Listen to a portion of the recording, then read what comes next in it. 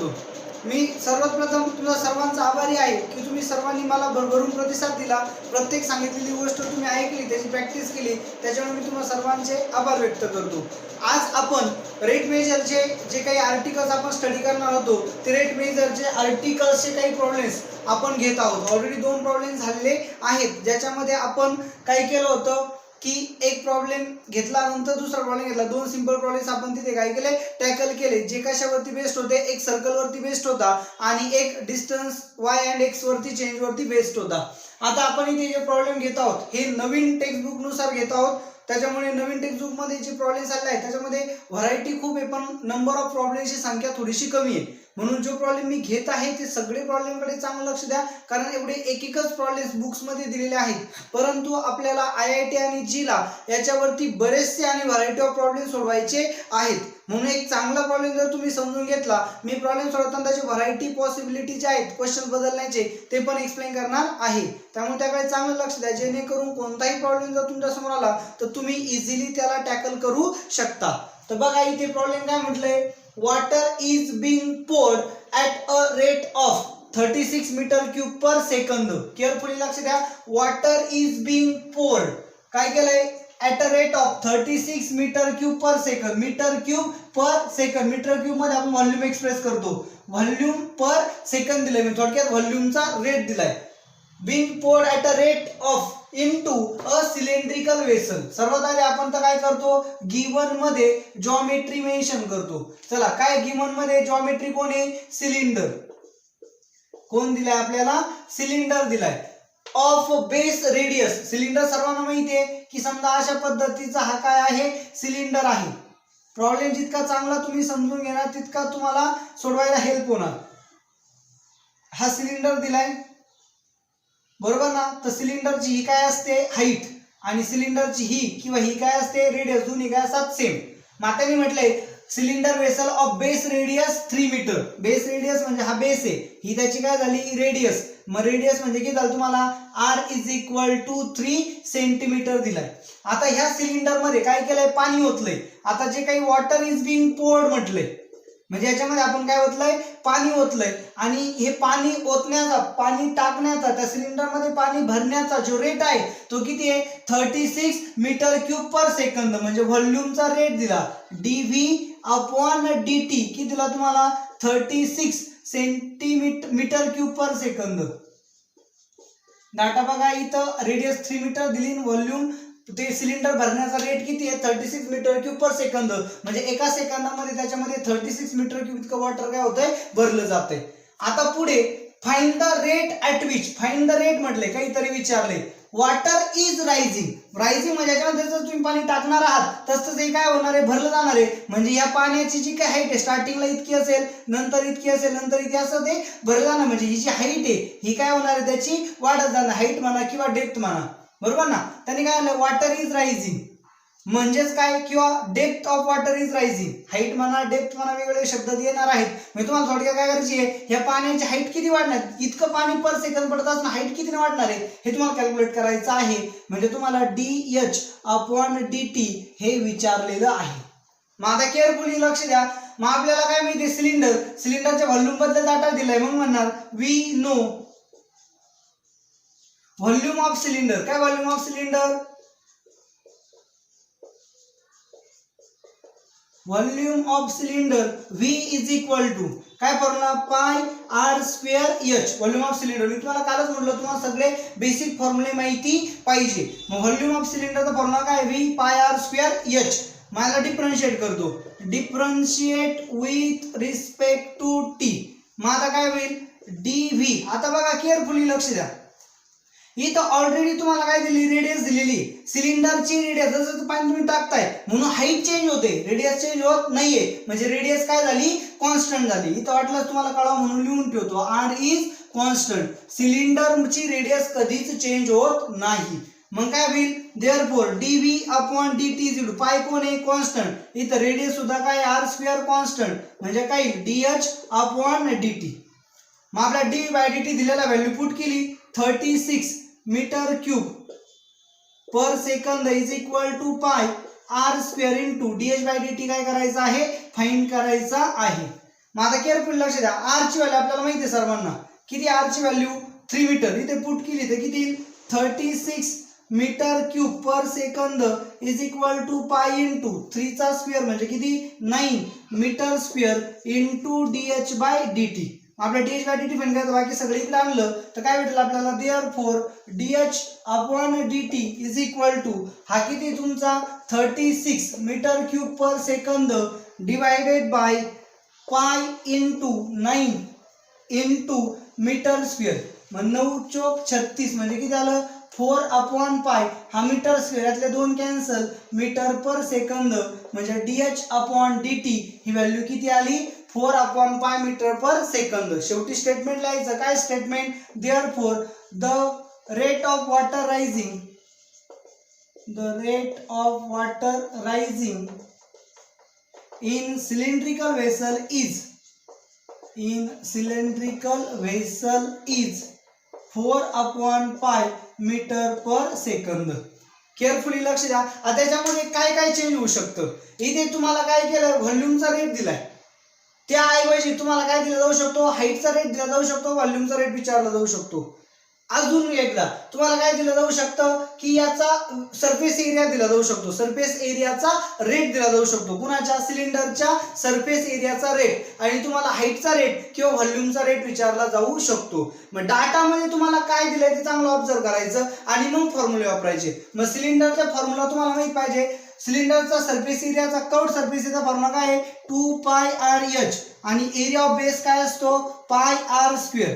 मग तुम्हाला काय दिलंय, कर्व्ड सरफेस एरियाचा रेट दिलाय की टोटल सरफेस एरियाचा रेट दिलाय, त्याच्यानुसार तुम्ही फॉर्म्युले यूज करायचे. आणि काय विचारलंय याच्यामध्ये 3च गोष्टी होऊ शकतात, एक ds बाय dt म्हणजे surface area, dv by dt म्हणजे व्हॉल्यूमचा रेट, आणि dh बाय dt हाईटचा रेट. सिलेंडरची रेडियस वगैरे कधी चेंज होत नाही, म्हणून रेडियस नेहमी काय राहणार कॉन्स्टंट. हा सगळा डाटा तुम्ही एकदा लक्षात घेतला तर हा प्रॉब्लेम कितीही चेंज झाला किंवा असे कोणतेही प्रॉब्लेम आले तर तुम्ही इझिली त्यांना सोडवू शकता. चला तर बघा, इथे आता तुमच्या समोर दुसरा प्रॉब्लेम आहे, इथे the edge of cube. Geometry सर्वात पहिल्यांदा आयडेंटिफाय करायची, कोण आहे cube, is decreasing at the rate of, edge म्हणजे काय दिली साईड, त्याची साईड काय होते डिक्रीजिंग म्हणजे कमी होते 0.6 centimetre per second. Find the rate at which its volume, rate of volume, व्हॉल्यूमचा रेट विचारला कुणाचा क्यूबचा, is decreasing when the edge of cube is 2 centimetre. Radius length of the cube काय होते डिक्रीज, म्हणजे व्हॉल्यूम ऑफ क्यूब सुद्धा काय होणार आहे डिक्रीज. जनरली आपण डिक्रीज वगैरे असेल तर निगेटिव्ह साइन घेतो आणि इन्क्रीज असेल तर पॉझिटिव्ह साइन घेतो, आले लक्षामध्ये. मग अशा पद्धतीने जर आपण गेलं, साइन कन्व्हेन्शन्स फॉलो करतोय मी इथे, केअरफुली लक्ष द्या. गिवन सर्वात आधी काय लिहिणार तुम्ही, जॉमेट्री. काय दिली तुम्हाला जॉमेट्री, जॉमेट्री दिली क्यूब बरोबर, त्याची एज ऑफ लेंथ, समजा मी काय म्हणतो suppose x is length of a cube, मग काय होईल, देअरफॉर व्हॉल्यूम ऑफ क्यूब, काय volume of cube is equal to x cube, therefore v is equal to x cube. Differentiate करतो, differentiate with respect to t, मग काय होईल, therefore dv upon dt is equal to x cube किती 3x square into dx by dt. आता काय आणलंय, edge of cube is decreasing, edge म्हणजे कोण x, तो क्यूब काय होते डिक्रीज होते, रेट ऑफ, रेट म्हणजे काय दिला dx अपॉन dt, किती डिक्रीज म्हटल्यावर मायनस साइन घेतोय 0.6 सेंटीमीटर पर सेकंद. मग त्यांनी व्हॉल्यूम डिक्रीज होताना विचारले, मग काय नाही व्हॅल्यू ते पुट केली, and edge of cube is 2 centimetre. Edge of cube म्हणजे x ची व्हॅल्यू दिली तुम्हाला किती 2 सेंटीमीटर. मग ही दोन्ही डाटा इथे पुट केला, therefore dv upon dt is equal to 3 into x ची व्हॅल्यू किती 2 चा square into dx by dt minus 0.6 centimetre per सेकंद, इथं किती सेंटीमीटर स्क्वेअर. मग आता किती होईल 2 चा square 4 into 3 12 into minus 0.6 into centimetre square into centimetre, centimetre cube per second म्हणजे minus 1272 7.2 centimetre cube per second. हा आला तुमचा dv अपॉन dt. पण dv/dt काय आला निगेटिव्ह. निगेटिव्ह म्हणजे काय होणार डिक्रीज, म्हणजे व्हॉल्यूमचा रेट काय होतोय decrease. Therefore the volume of cube decreasing at a rate of 7.2 centimetre cube per second. मी तर डिक्रीजिंग म्हटलंय म्हणून इथं मी निगेटिव्ह साईन घेणार नाही. साईनचं कन्व्हेन्शन इन्क्रीजिंग असेल तर पॉझिटिव्ह, डिक्रीजिंग असेल तर निगेटिव्ह. मी डिक्रीजिंग म्हटलं म्हणजे घेतानाच निगेटिव्ह घेतलं, आन्सर काढलं निगेटिव्ह मध्ये आलं. निगेटिव्ह आलं म्हणजेच काय झालं डिक्रीजिंग झालं. मग मी तो वर्ड मध्ये डिक्रीजिंग म्हटलं तर इथं निगेटिव्ह साईन घेणार नाही. जर मी काहीच म्हटलं नाही तर इथं निगेटिव्ह साईन घेणार. आलं का लक्षामध्ये? अशा सिंपल टेक्निक्स ना हा प्रॉब्लेम तुमचा काय तो सॉल्व्ह होतो. फक्त तुम्ही जो काही डाटा घेणार आहात तो डाटा आधी असा मेन्शन करत झाला की तुम्ही एक्स कायला म्हणताय, वाय कायला म्हणताय वगैरे. क्लिअर? चला बघा, तर आता इथे पुढे नेक्स्ट प्रॉब्लेम आहे. हा प्रॉब्लेम आहे कशावरती बघा, आयडेंटिफाय करायची फिगर आधी ट्रायंगल. ह्या आपण जे नवीन टेक्स्ट बुक आले याच्यामध्ये सगळ्या टाईपचे जवळपास एक एकच प्रॉब्लेम आहेत. त्याच्यामुळे सर्व प्रॉब्लेम्स मी घेतोय. जिथे डबल आहे तिथेच तुम्हाला काय करतोय सोपा प्रॉब्लेम होमवर्कला देत आहे. If each side of an equilateral triangle, triangle कसा दिला equilateral, increases at a rate of √2 centimetre per second. Equilateral triangle ची साइड इंक्रीज होते कितीने √2 सेंटीमीटर पर सेकंद ने. Find the rate of increase of its area. Find म्हटलंय, find rate of increase of its area. एरियाचा rate विचारलाय. When its side of length 3 centimetre. एरियाचा rate तेव्हा काढायचा जेव्हा साइड किती होती 3 सेंटीमीटर. अशा टाइपचा हा सिंपल प्रॉब्लेम आहे. सर्वात आधी बेसिक कडे लक्ष द्या. तुम्ही आधी काय करणार, गिवन. गिवन मध्ये काय ओळखणार आधी जॉमेट्री. जॉमेट्री काय तुमचा ट्रायंगल. आता इथे ट्रायंगलची कशी स्पेसिफिक केस, केअरफुली लक्ष द्या. ट्रायंगल म्हटलं की कायला 3 साइड, समजा ए बी सी. पण आता हा ट्रायंगल कसा आहे इक्विलॅटरल, म्हणजे ही साइड सेम आणि इच अँगल हा काय झाला 60 डिग्री. मग समजा मी साइड ऑफ लेंथ आहे ट्रायंगल, याला काय म्हणतो एक्स, म्हणजे हा पण काय झाला एक्स, हा पण एक्स, आणि इथून इकडे काय टाकतो परपेंडिक्युलर. एरिया ऑफ ट्रायंगलचा फॉर्म्युला सर्वांना माहिती आहे किती आहे, 1/2 इंटू बेस. बेस म्हणजे कोण एक्स इंटू हाईट. हाईट म्हणजे कोण एच. पण हा ट्रायंगल कसा इक्विलॅटरल, हा काय झाला हाईट म्हणजे परपेंडिक्युलर. हा 60 झाला, हा 90 झाला, म्हणजे ऑटोमॅटिकली झाला 30. मग 30 60 90 थेरम वापरली तर 60 हा अँगल 60 च्या अपोजिटची साइड काय असते, 60 च्या अपोजिटची साइड म्हणजे कोण height. Height is equal to √3/2 times hypotenuse. Hypotenuse म्हणजे कोण एक्स. ही व्हॅल्यू जर रिप्लेस केली तर एरिया ऑफ ट्रायंगल किती 1/2 into x into √3/2 into x, म्हणजेच किती होईल √3/4 इंटू एक्स स्क्वेअर. हा काय झाला तुमचा एरिया ऑफ ट्रायंगल झाला. तुम्ही डायरेक्टली घेतला तरी अडचण नाही, पण तुम्हाला कळावं कसं आलं ते म्हणून मी ते करून दाखवलंय. कारण तुम्हाला मेन फॉर्म्युला हा आहे. इथं जरी स्पेसिफिक केस असली इक्विलॅटरल ट्रायंगलची तर बाकीच्या ट्रायंगलचे सर्व प्रॉब्लेम्स तुम्हाला इझिली सॉल्व्ह हवे म्हणून मी इथं मॉडिफिकेशन केले. इतर ठिकाणी मी ह्या कॉन्सेप्ट न जाणार आहे, पण इथे इक्विलॅटरल ट्रायंगल म्हणून त्यालाच मॉडिफाईड करून मी नवीन फॉर्म्युला क्रिएट केलाय. मग आता गिवन मध्ये काय दिलंय ट्रायंगल. मग मी काय म्हणणार,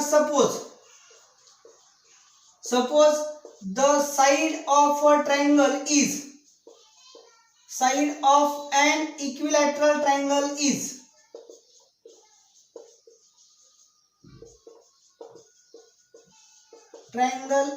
x. मग काय म्हणणार आता आपल्याला काय दिला, साइड चेंज होण्याचा रेट दिला, म्हणजे काय दिला dx/dt is equal to √2 centimetre per सेकंद. हे काय गिवन.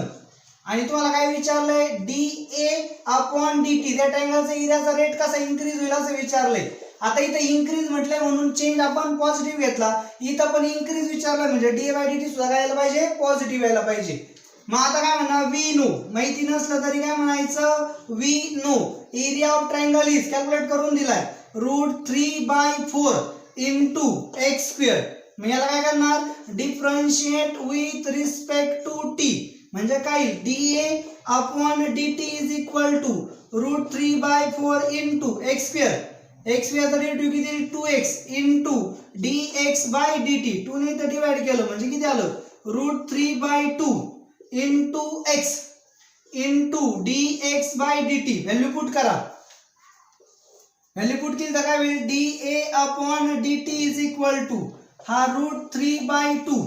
आता यांनी म्हटलेलं आहे main side of length is 3 centimetre, म्हणजे तुम्हाला काय दिलाय x is equal to 3 centimetre दिलेला आहे.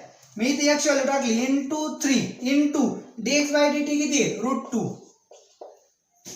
मग आता काय होईल, therefore this is equal to 3√3 upon √2 cancel होईल, खाली किती राहिला √2. अशा पद्धतीने काय झालं तुमचं dA/dt इज इक्वल टू, फक्त √2 ने मल्टिप्लाय केल्याला आपण असंही करू शकतो, हा 3 तसाच √3 इंटू √2 म्हणजे √6/2 असंही लिहू शकतो. 3√6/2 एरिया आलेला आहे बघा कॅल्क्युलेशन. dx/dt काय दिलं सेंटीमीटर मध्ये, x अशा सेंटीमीटर मध्ये, मग इथे व्हॅल्यू टाकताना वाटलं असतं युनिटसह टाका. 3 centimetre into √2 centimetre per second म्हणजे इथं किती सेंटीमीटर स्क्वेअर पर सेकंद.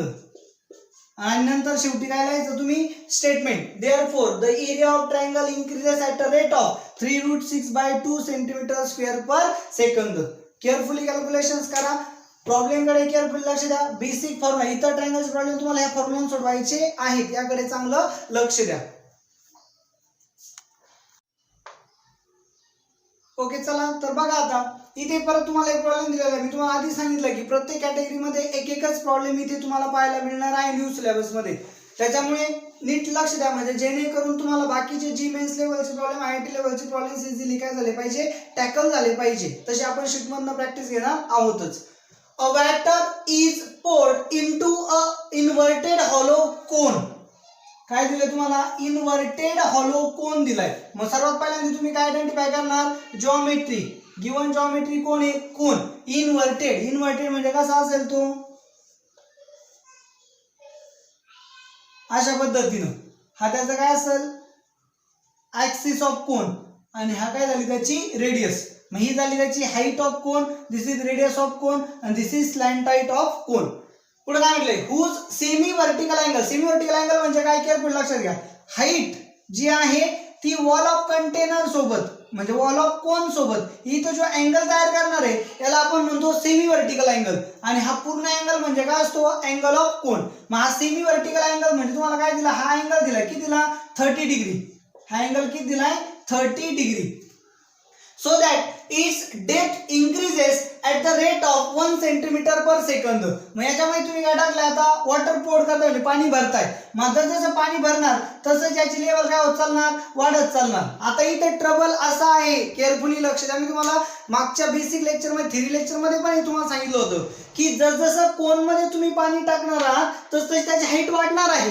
पण जशी त्याची हाईट वाढणार आहे तशी तशी वरच्या सरफेसची रेडियस सुद्धा काय होणार आहे, वाढणार आहे. म्हणजे इथे तुमच्याकडे दोन व्हेरिएबल आहे, जशी जशी हाईट वाढेल तशी तशी रेडियस सुद्धा काय होणार आहे, वाढणार आहे. हाईट वाढली रेडियस वाढली, हाईट वाढली रेडियस वाढली. म्हणजे इथे तुमच्याकडे दोन इंडिपेंडेंट व्हेरिएबल आहे. एक व्हेरिएबल आहे रेडियस आणि दुसरी व्हेरिएबल आहे height.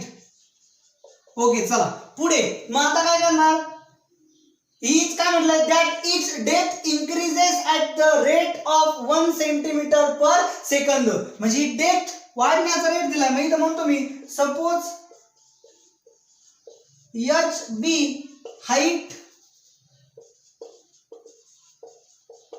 height of cone at any instant and RB radius at that instant. Me at that instant का म्हटलंय, कारण जी हाईट आहे त्यावेळची रेडियस अशा पद्धतीनं. मग आता केअरफुली लक्ष द्या. आता समजा हा पूर्ण काय त्याचा कोन आहे, ही पूर्ण त्याची हाईट घेतली तर ही पूर्ण त्याची काय घ्यायला तुम्हाला रेडियस. आता हा अँगल किती 30 डिग्री, हा कोन झाला 90. ऑटोमॅटिकली हा अँगल किती होणार आहे 60 डिग्री. मग 30 60 90 थेरम तुम्हाला इथे काय करावं लागेल, यूज करावं लागेल. मग बघा कसं म्हणणार, therefore the relation between height and radius असं का करावं लागतंय, मी तुम्हाला लास्ट टाइम सांगितलं होतं. इथे व्हेरिएबल किती दोन, रेडियस पण आहे आणि हाईट पण आहे. आपण दोन व्हेरिएबल मध्ये at a time problem solve करू शकत नाही. आपल्याला विचारलेलं काय, find the rate at which the volume of water increasing when depth is 2 centimetre. डाटामध्ये काय दिले तुम्हाला, ठीक आहे मी डाटा कलेक्ट करतो. डाटामध्ये काय दिले तुम्हाला, its depth increases at a rate of 1 centimetre per second. Depth म्हणजे कोण? हाईट म्हटलं मी ॲट दॅट इन्स्टंट, आणि आर म्हटलं रेडियस ॲट दॅट इन्स्टंट. मग डेप्थ म्हणजे हाईट, हाईटचा रेट दिलाय dh/dt. किती दिला तुम्हाला? 1 centimetre per second. Find the rate at which volume of water increases. व्हॉल्यूमचा रेट काढायचा आहे, म्हणजे dv/dt is equal to question mark when the depth is 2 centimetre. Depth म्हणजे हाईट दिली किती? 2 सेंटीमीटर. हाईट चेंज होण्याचा रेट दिला 1 centimetre per second. Volume change होण्याचा रेट विचारला आहे, आणि हाईट चेंज होण्याचा म्हणजे डेप्थ कधी विचारली? 2 सेंटीमीटरला. मग आता आपल्याकडे जर आपण म्हटलं volume, therefore now volume of cone is, चला व्हॉल्यूम ऑफ कोनचं फॉर्म्युला काय? v इज इक्वल टू 1/3 पाय r स्क्वेअर h. इथं खरा आपला ट्रबल आहे, केअरफुली लक्षात घ्या. काय ट्रबल इथं? कारण इथं v व्हेरिएबल आहे, r पण व्हेरिएबल आहे, h पण व्हेरिएबल आहे. आपल्याला डाटा फक्त हाईटचा आहे, रेडियसचा डाटा आपल्याकडे नाहीये. मग रेडियस सुद्धा इंडिपेंडंट आहे आणि हाईट सुद्धा इंडिपेंडंट आहे. असं का? कारण रेडियस आणि हाईट दोघेही चेंज होतात. सिलेंडर मध्ये काय होतं? रेडियस फिक्स राहते, म्हणून आपण रेडियसला कॉन्स्टंट म्हणून ट्रीट करतो. परंतु कोन मध्ये रेडियस फिक्स राहत नाही. जसजशी हाईट वाढणार आहे तसं रेडियस सुद्धा काय होत चालली? वाढत चालली आहे. मग ह्या प्रॉब्लेम मध्ये तुम्ही लोक इथंच चुका करतात की तुम्हाला कोण कॉन्स्टंट आणि कोण व्हेरिएबल हे कळत नाही. म्हणून कोन मध्ये रेडियस आणि हाईट दोघही व्हेरिएबल असतात. मग डाटा ऑब्झर्व करायचा. डाटा काय दिलाय की सगळा डाटा हाईट मध्ये दिलेला आहे, म्हणजे मला रेडियसला इन टर्म्स ऑफ हाईट काय करावं लागेल? कन्वर्ट. मग रेडियसला in terms of height convert करण्यासाठी त्यांनी काय दिलेलं आहे की ह्या कोनचा सेमी व्हर्टिकल अँगल 30 डिग्री दिलाय. मग जर कोनचा सेमी व्हर्टिकल अँगल 30 आहे, हा 90 असणार आहे, हा काय झाला 60, म्हणजे हा ट्रायंगल OAB हा काय झाला 30 60 90 डिग्री झाला. मग समजा ही काय त्याची स्लॅंट हाईट, मग आपल्याला काय म्हणता येईल? 60 डिग्रीच्या अपोजिट साइड म्हणजे कोण? H. मग इथे मला वाटलं असतं by 30 degree 60 degree 90 degree theorem. 60 डिग्रीच्या अपोजिट साइड म्हणजे कोण? H is equal to √3/2 into hypotenuse म्हणजे कोण? Slant height L. आणि 30 डिग्री म्हणजे कोण? हा 30 डिग्रीच्या अपोजिट साइड कोण आहे? Radius R is equal to half into hypotenuse. Hypotenuse म्हणजे कोण? L.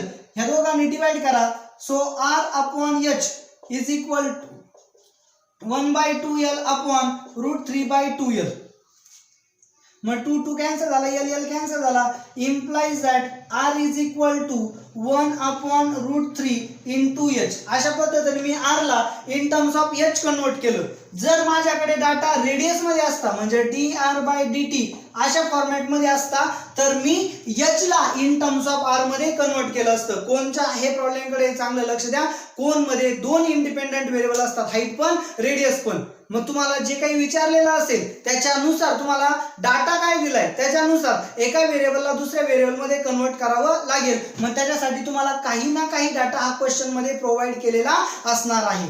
मग त्याचा वापर करून तुम्हाला याला सोडवायचा आहे. इथं मला डाटा हाईट मध्ये होता, मग मला रेडियस कन्वर्ट करावी लागली हाईट मध्ये. ती व्हॅल्यू मी इथं पुट केली तर व्हॉल्यूम काय होईल? v इज इक्वल टू 1/3 पाय r स्क्वेअर म्हणजे किती? 1/3 into H square into H म्हणजे हा किती झाला? π/9 इंटू H क्यूब. हा झाला तुमचा व्हॉल्यूम ऑफ कोन. मग आता मी याला काय करणार? डिफरन्शिएट.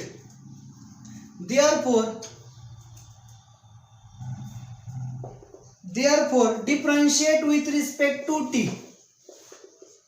मग dv/dt is equal to π/9 constant. तसाच h क्यूब चं किती आहे? 3h square into dh/dt. 3 cancel झाला 3 म्हणजे किती झालं? π/3 इंटू h स्क्वेअर. h ची व्हॅल्यू दिली 2 सेंटीमीटर, 2 चा स्क्वेअर इंटू dh/dt दिलेला आहे 1. मग 2 चा स्क्वेअर म्हणजे किती? 4 π/3 सेंटीमीटर क्यूब पर सेकंद. चला बघा युनिट कसं घ्यायचं? v म्हणजे व्हॉल्यूम. व्हॉल्यूम कशात देणार आहे? सगळा डाटा सेंटीमीटर मध्ये दिला, म्हणून व्हॉल्यूम कशात येईल? सेंटीमीटर क्यूब मध्ये. जर तुम्हाला हे कळलं नाही तर सरळ इथं काय करायचे? व्हॅल्यू पुट अप करताना युनिट सह पुट करायचे. याची व्हॅल्यू किती आहे? सेंटीमीटर. मग इथं किती? 2 सेंटीमीटर स्क्वेअर, किंवा इथे टाकून द्या किती? 2 सेंटीमीटरचा square into 1 centimetre per second. Automatic तुमचा आन्सर येऊन जाईल. खाली काय लिहायचं? Statement. Therefore the rate of change of volume of a cone is 4π/3 centimetre cube per second. Okay, तर बघा आता तुमच्या समोर नेक्स्ट आर्टिकल प्रॉब्लेम बघा, लॅडर प्रॉब्लेम आहे. काय आहे? A ladder 10 metre long is leaning against a vertical wall if the bottom of the ladder is pulled horizontally away from. खूप महत्वाच्या गोष्टी आहेत बघा, मी अंडरलाईन करतोय काही वर्ड्स खाली, कारण सगळे प्रॉब्लेम्स इथे चेंज होतात. न्यूमेरिकल डाटा चेंज होईल तर 10 मीटर ऐवजी काहीतरी वेगळं येईल. Long leaning against vertical on he bottom of the ladder, इथं काय मूव झालाय? बॉटम मूव झालाय, त्याच्याऐवजी टॉप मूव होऊ शकतो. Ladder is pulled horizontally away, bottom किंवा इथं बॉटम ऐवजी टॉप येऊ शकतं, अवे ऐवजी अप अँड डाऊन होऊ शकतं, अवे ऐवजी मूव टुवर्ड्स किंवा मूव अवे असं होऊ शकतं. इथं away from the wall at the rate of 1.2 metre per second. Find the how fast the top of the ladder, इथं टॉप आला तिथं बॉटम येईल, बॉटम येईल तर टॉप आलं. Of ladder is sliding down, आता हा मूव अवे होतोय म्हणून स्लाइडिंग डाऊन असेल. जर मूव टुवर्ड्स असलं तर स्लाइडिंग अप असतं. इथं टॉप डाऊन असेल तर इथं स्लाइडिंग अवे येईल. इथं टॉप अप असेल तर इथं स्लाइडिंग टुवर्ड्स असेल. म्हणजे प्रॉब्लेम ठराविक पॅटर्न मध्ये येणार आहे. Down wall when the bottom is 6 metre away from the wall. Problem कडे केअरफुल लक्ष द्या. तुमच्या सगळ्या केसेस मी इथे काय करतोय? क्लिअर करतोय. समजा आर्टिकल तुम्हाला ओळखता आला पाहिजे म्हणून मी काय म्हणतो? लॅडर. लॅडरची लेंथ तुम्हाला दिलेली, किती दिलेली आहे? लेंथ ऑफ लॅडर ही काय होणार आहे? चेंज होईल. Length of ladder is equal to 10 metre. मग आता बघा, समजा ही काय व्हर्टिकल वॉल आहे आणि हा काय तुमचा हॉरिझॉन्टल सरफेस आहे आणि इथे अशी काय केलेली आहे? ही लॅडर सेट केलेली आहे.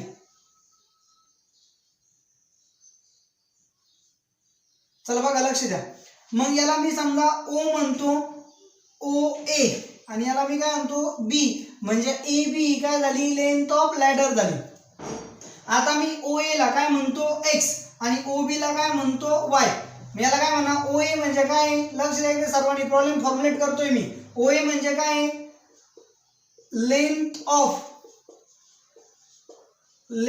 Of bottom of ladder to wall. Careful लक्ष द्या. हाई म्हणजे काय? बॉटम ऑफ लॅडर आहे. बी म्हणजे काय? टॉप ऑफ लॅडर आहे.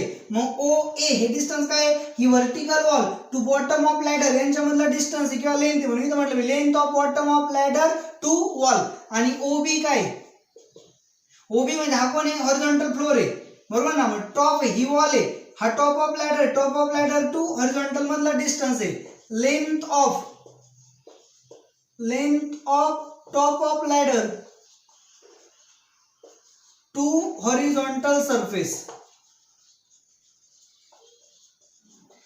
बघा डाटा कसा घेतोय. मग मी समजा ओ ए ला काय म्हटलंय? एक्स म्हणतो आणि ओ बी ला मी काय म्हटलंय? वाय म्हटलं, बरोबर ना. म्हणजे एक्स ही काय झाली? Length of bottom of ladder to wall. Y म्हणजे काय झालं? Length of top of the ladder to horizontal. अशा ते काय झाले? आपल्याला माहिती लॅडर आणि हॉरिझॉन्टल वॉल आणि हॉरिझॉन्टल नेहमी कशा असतात? परपेंडिक्युलर. म्हणजे हा काय झाला? Right angle triangle. हे डिस्टन्स किती? 10. मग पायथागोरस थेरम वापरला तर काय होईल?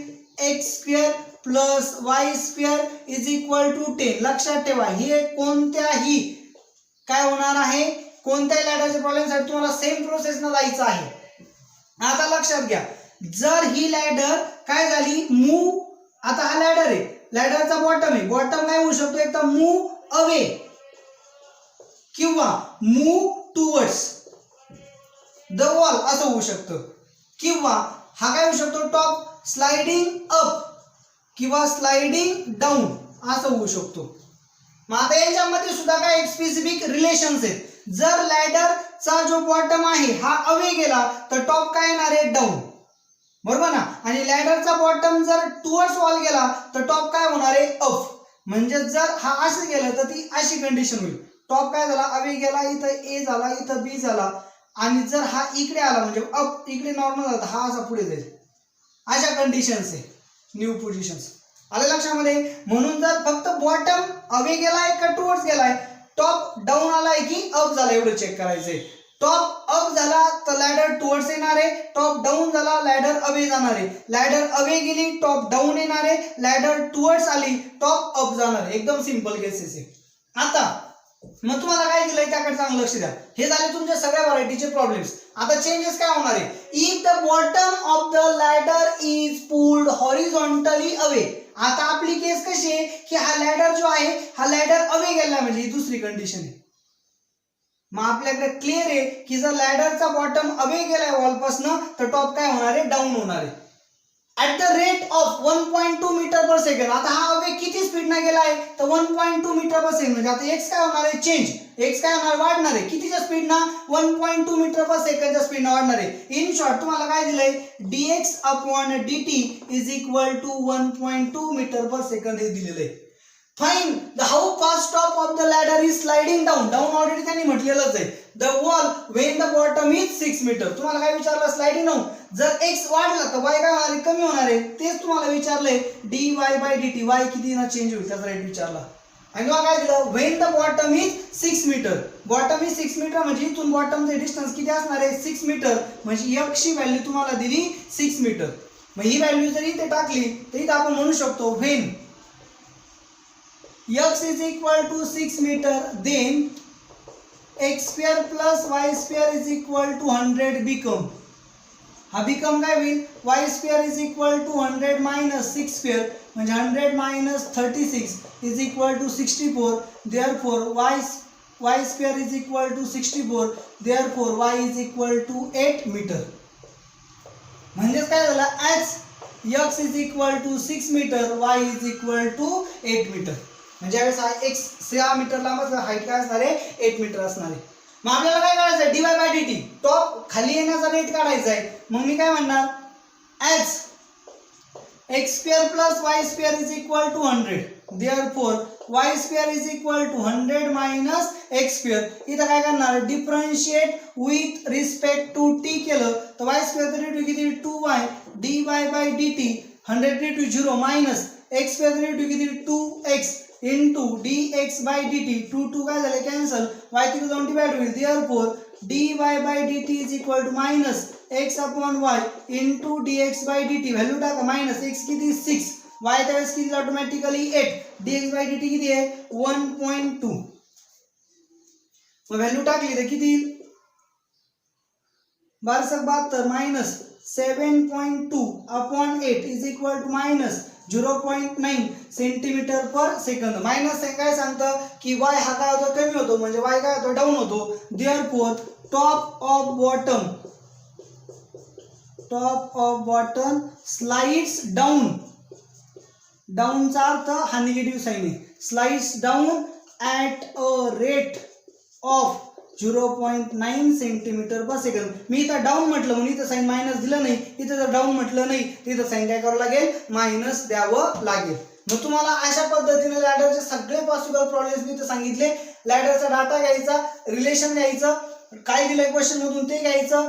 जे एक्सची किंवा वायची जी काही व्हॅल्यू दिली असेल त्यातनं दुसरी व्हॅल्यू फाइंड करायची डिफरन्शिएट करायचं. काय विचारलं काय दिलंय ते टाकायचं काय विचारलं ते कॅल्क्युलेट करायचं. लॅडरचा कुठलाही प्रॉब्लेम तुम्हाला सेम स्टेप्स मध्ये सॉल्व्ह व्हायलाच पाहिजे.